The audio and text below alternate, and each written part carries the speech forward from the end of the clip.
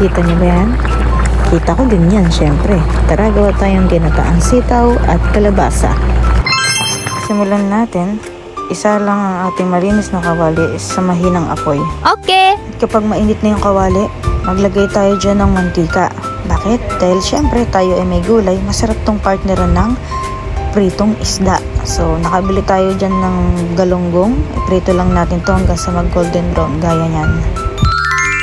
Para naman sa ating gulay, simulan natin sa parehong kawali at mantika, maglagay ng bawang, haluin, at saka natin ilalagay ngayon, isasangkot siya natin din dyan yung sibuyas.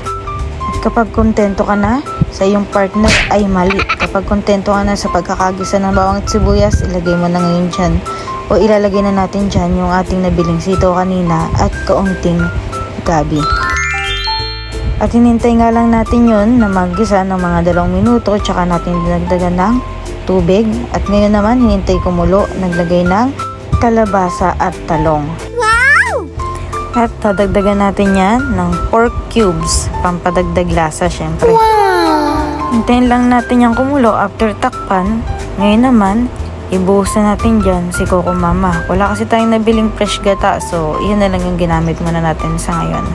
Okay. Add tayong daon ng laurel at oyster sauce.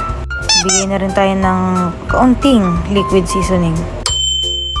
Then imekos-mekos hanggang sa madurog, tsaka natin tatakban para serilak na paglabas.